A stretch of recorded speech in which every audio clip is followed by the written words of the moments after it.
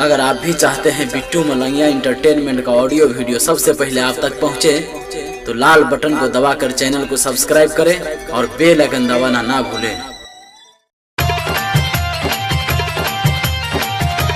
अखन अहाँ सब सुन रहल छी बिट्टू मलंगिया इंटरटेनमेंट के।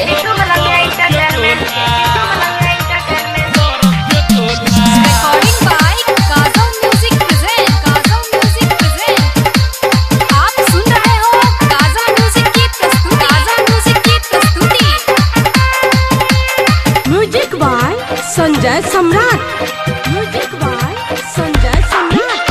सुन के रसीली तू अभी है के टोला, तोरा किए वो हम बरफ के गोला, बरफ के गोला, बरफ के गोला। के सुन के रसीली तू अभी है के टोला, तोरा किए वो हम बरफ के गोला। धीरे से धीरे से धीरे से कूल करबोगे, करबोगे, करबोगे। आइए दिन में, आइए दिन में, आइए दिन में तोरा पतर की पूरा महजा ले बोगे। आइए दिन में तोरा पतर की पूरा महजा ले बोगे, पूरा महजा ले बोगे। आइए दिन में तोरा पतर की पूरा महजा ले बोगे। डीजे बिट्टू मलंगिया, पूरा महजा ले मधुबनी 77 837 38 0। आइए दिन में तोरा पतर की पूरा महजा ले बोगे।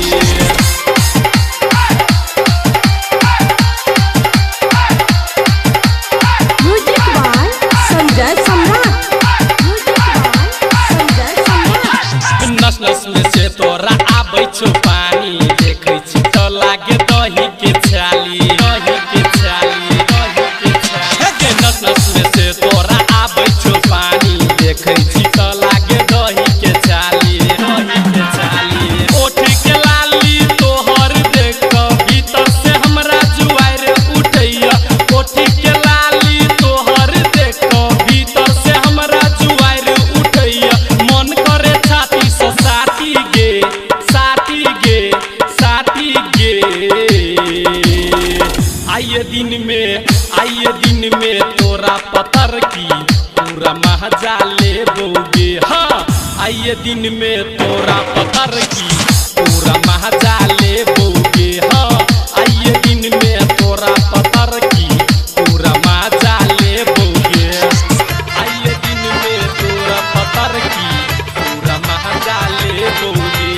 डीजे बिट्टू मलंगिया, पूरा महजा ले मधुबनी 77 837 38 0।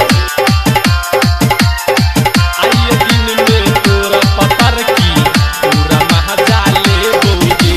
आप सुन रहे हो काजा म्यूजिक की प्रस्तुति।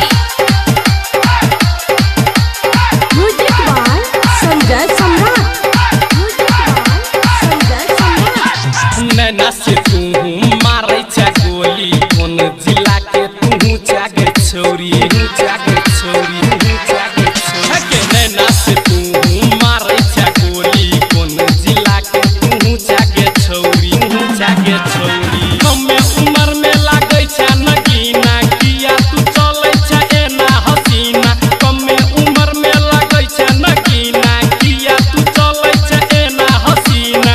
आई हम दिल लगे बौगे, लगे बौगे, लगे बौगे। आइए दिन में, आइए दिन में, आइए दिन में तोरा पतर की पूरा महजा ले बोगे। है के आइए दिन में तोरा पतर की